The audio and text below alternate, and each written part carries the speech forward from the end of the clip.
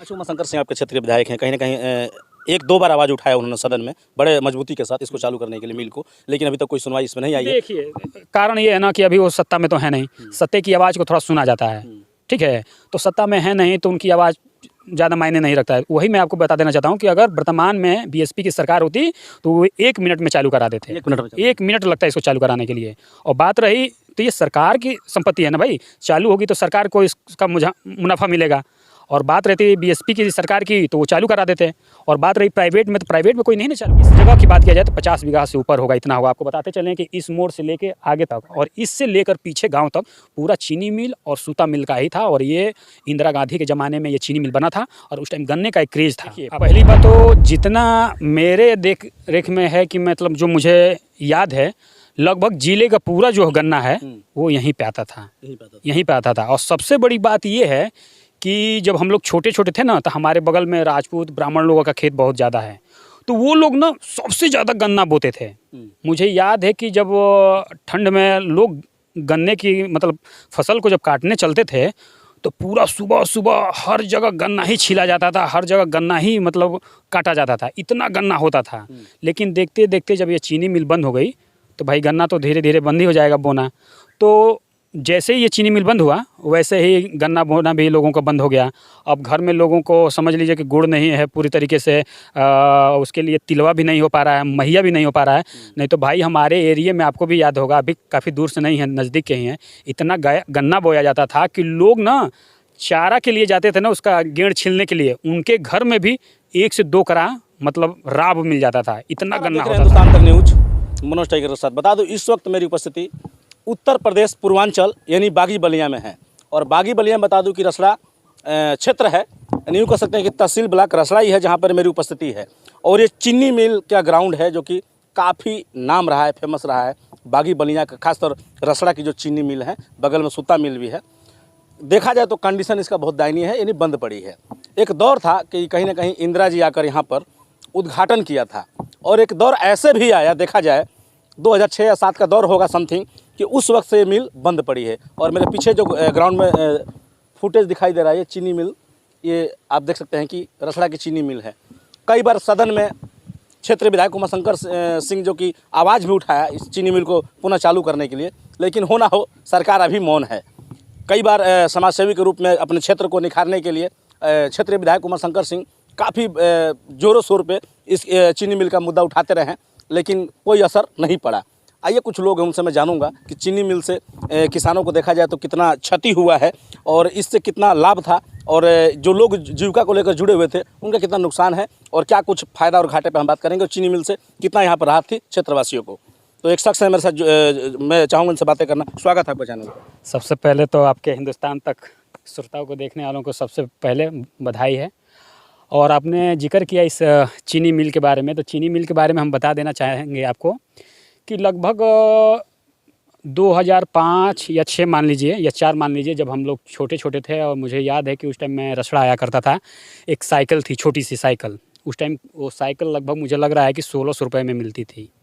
तो जब हम लोग रसड़ा आते थे ना, तो जब ये चीनी मिल चलती थी तो आपको बता दें कि चीनी मिल से 1 किलोमीटर इधर और 1 किलोमीटर इधर टालियों की लाइन लगी होती थी। एक तरफ टाली तो एक तरफ ट्रक, यानी उन ट्रकों में और उन टालियों में इतना गन्ना भर के आता था कि पूछिए मत।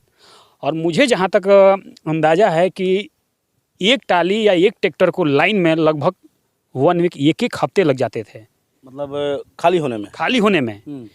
ये जिस हम रोड पे खड़े हैं, इसके बगल में एक रोड है, वहाँ से उसकी एंट्री होती थी और वहीं पे उसका कांटा होता था और वो गन्ना चीनी मिल के अंदर जाता था।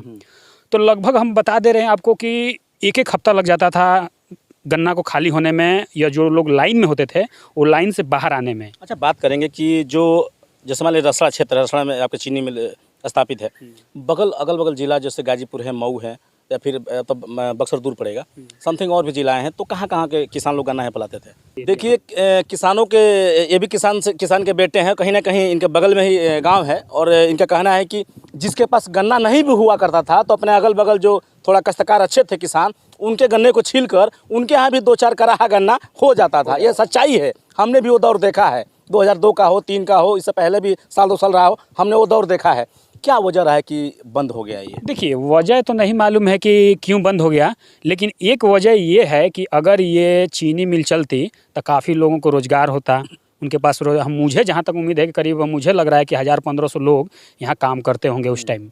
और बात करें तो बगल में काफ़ी सारी दुकानें लगती थी, लेबर मजदूर मिला के समथिंग मुझे लग रहा है कि 2000 लोग यहाँ पे काम करते होंगे, इतने तो होंगे ही इसमें। दूसरी बात कि हर जगह गन्ना बोया जाता था, गन्ना बोने के लिए भी मज़दूर लगते थे, काटने के लिए भी मज़दूर लगते थे, लोड करने के लिए भी मज़दूर लगते थे। और गन्ने का जो फसल था, चीनी आज देख ही रहे हैं कितना महंगा हो गया, यानी कि अब तो चीनी केमिकल से भी बन रहा है, लोग बता रहे हैं कि केमिकल से भी चीनी बन जा रहा है। उस टाइम शुद्ध चीनी भी मिलता था। तो मिल के बंद होने से आसपास के जो किसान हैं वो गन्ना बोना कम कर दिए, एक वजह ये भी है, लेकिन बंद क्यों हुआ ये तो नहीं बता सकते अच्छा, हैं। इसके एरिया की बात करें, अभी तो यहाँ जहाँ को हमारी उपस्थिति है दिखाई दे रहा है, बिल्डिंग सब जिसका शेड निर्माण है सब दिखाई दे रहा है, चिमनी भी दिखाई दे रही है। चिमनी भी दिखाई हाँ, इसका एरिया इधर इधर भी कुछ खाली है, और मतलब कितने एकड़ में होगा समथिंग, बीघे में बात? बीघे में बात किया जाए तो मुझे जहाँ तक लग रहा है कि कम से कम 40 से 50 बीघा होगा। 40 से 50 बीघा होगा। आपको बता दें कि बगल में ही एक और मिल थी जिसको सूता मिल के नाम से बोला जाता था, और लगभग बता दें कि वहाँ पे भी काफ़ी मजदूर काम करते थे। आज से करीब 1 साल पहले मैं उसके अंदर गया था, तो वहाँ पे मैंने देखा कि जो उसके भवन थे वो वैसे ही लॉक थे, और उसके अंदर की जो मशीनें थी लोग उठा ले गए होंगे, लेकिन उसका जो क्षेत्रफल है उसका भी समथिंग बहुत ज़्यादा क्षेत्रफल है, और उसमें एक बिजली प्लांट आ गया है, बिजली प्लांट लग गया, तो आधा जो हिस्सा है सूता मिल का वो बिजली प्लांट में चला गया, और आधा अभी वैसा ही है। लेकिन कुछ दिन पहले मुझे लग रहा है कि 1-2 महीना पहले उसका दीवार वगैरह तोड़ा जा रहा था, उसकी ईंटें वगैरह जिसके माध्यम से होगा सेल किया जा रहा था। लेकिन अब करें कि जब ये बंद हो गई 6-7 में समथिंग, जो बंद जब से मिल हुई पड़ी है, उस वक्त किसानों ने अपना एक जैसे होता है कि आंदोलन करना है या फिर पत्र लिखना सरकार को, इस तरह का मांग करना, ये क्या किसानों ने तो किया था या नहीं? देखिए, मुझे तो जहाँ तक उम्मीद है कि मुझे पूरा याद है, और बाकी तो मैं नहीं बता सकता, क्योंकि उस टाइम सोशल मीडिया भी नहीं थी कि तुरंत आदमी जान जाए कि कहाँ आंदोलन हुआ है। और उस टाइम हम लोग रेडियो पे, आकाशवाणी पे समाचार होता था, और टेलीविजन हुआ करता था, बड़े-बड़े चैनल थे, लेकिन उस टाइम एक दूरदर्शन चैनल आया करता था। उस टाइम टीवी भी 2006-7 की बात करेंगे तो बहुत कम लोगों के पास थी। रेडियो भी नौजवान कहाँ रेडियो सुनता था, बूढ़ पुरानिया लोग सुनते थे। तो उस टाइम आंदोलन वगैरह नहीं दिखाई देता था जो आज है। आज तो 10 लोग आंदोलन करेंगे और तुरंत फेसबुक पर चढ़ जाएगा कि देखिए आंदोलन हुआ, सोशल मीडिया का ज़माना। तो उस टाइम ऐसा कुछ नहीं था, अगर उस टाइम ऐसा होता तो शायद ये नहीं बंद हुआ होता। और बात करें यहाँ के नज़दीकी मतलब इस विधानसभा के विधायक माननीय उमा शंकर सिंह के बारे में, तो उन्होंने भी इसको चलाने के लिए बहुत प्रयास किया। और मुझे जहाँ तक उम्मीद है कि बीएसपी की अगर सरकार होती, यानी बीएसपी की सरकार में बंद नहीं है, लेकिन अगर बीएसपी की सरकार आती तो मुझे पूरा विश्वास है कि माननीय उमा शंकर सिंह इसको पुनः चालू करा देते। अच्छा, उमा शंकर सिंह अपनी ज़मीन भी दे रहे थे मेडिकल संबंधित के लिए, हाँ। सदन में इसका भी उन्होंने आवाज़ उठाया, लेकिन सरकार उसको भी इग्नोर करती हुई नजर आई। देखिए, बात यह है ना कि मेडिकल का 2017 में ही योगी आदित्यनाथ ने बलिया के लिए मेडिकल दिया था। तो बलिया में क्या हुआ कि मेडिकल के लिए जगह नहीं मिला, क्योंकि घाघरा और अपना नदी वगैरह जो है कटान है और थोड़ा क्राउड ज़्यादा है, तो मेडिकल के लिए ज़्यादा जगह वहाँ मिला नहीं, जिसके लिए हमारा जो बलिया का मेडिकल था वो पुनः चला गया गाजीपुर में।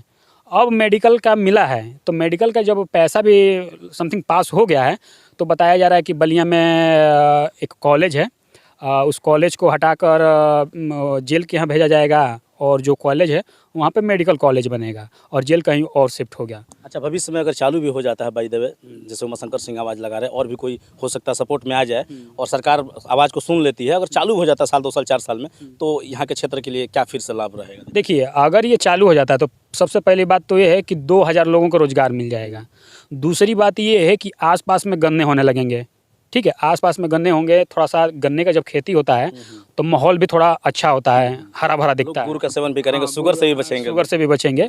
तो यही चीज़ है, अगर चालू हो जाए तो अच्छी बात है, यहाँ पे रोज़गार भी मिल जाएगा और काफ़ी अच्छा भी होगा। और जो हमारा थोड़ा बहुत गन्ना होता है जो पड़ोसी ज़िले में जाता है, वो स्वयं हमारे यहाँ ही आने लगेगा, उसका ट्रांसपोर्ट खर्चा भी बच जाएगा। अच्छा, रसड़ा विधायक उमा शंकर सिंह के बारे में क्या कहेंगे? इस तरह का विकास को लेकर बार बार आवाज़ उठाते रहते हैं सदन में। बेसिकली सरकार माने या ना माने बात की बात है, लेकिन आवाज़ उठाते हैं अपने विधानसभा के लोगों के लिए और खासकर चीनी मिल के लिए। देखिए, ये उमा शंकर सिंह जी का सौभाग्य है कि वो रसड़ा विधानसभा के नेता हैं, और जब 2022 में चुनाव हुआ तो आपने देखा होगा कि पूरे उत्तर प्रदेश में मात्र एक इकलौते विधायक बने। तो उमा शंकर सिंह इस विधानसभा के लिए भी बहुत कुछ करते हैं और उन्होंने किया भी है। विकास पुरुष का नाम। हाँ बिल्कुल, इसमें कोई डाउट नहीं है, वो विकास कार्य करते भी हैं और इसके मिल के लिए भी उन्होंने काफ़ी ज़्यादा आवाज़ उठाया है। लेकिन आपको बता देना चाहते हैं कि जिस दिन बीएसपी की सरकार होगी उस दिन ये मिल चालू हो जाएगा।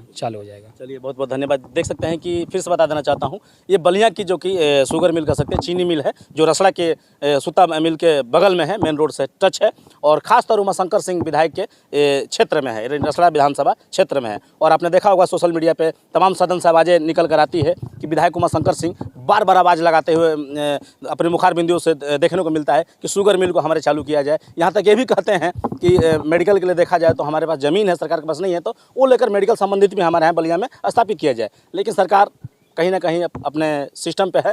तो मेरा दिखाने का मकसद था कि ये चीनी मिल है और चीनी मिल बंद पड़ी है। मैं चाहूँगा कैमरा पर्सन से थोड़ा इधर घुमा कर दिखा देंगे। इधर देखिए, ये तो सब बागीचे का एरिया है, मतलब खाली ग्राउंड पड़ा हुआ है। और इधर देख सकते हैं कि ये चीनी मिल का आपका चिमनी भी दिखाई दे रहा है, बड़े बड़े शेड हैं, जो जिस तरह कहीं हो सकता है कि शुगर को जिस तरह से कंपनी में काम किया जाता है, सब सिस्टम बनाया गया है। हालांकि अंदर में समय मिलेगा या फिर हो सकता है कि बात करूंगा तो आगे अंदर का ही वीडियो दिखाने का प्रयास करूंगा। तो कैसा लगा मेरा वीडियो चीनी मिल का, तो मिलूंगा फिर किसी नेक्स्ट वीडियो में। जब तक के लिए हिंदुस्तान तक न्यूज़। जय हिंद, जय भारत।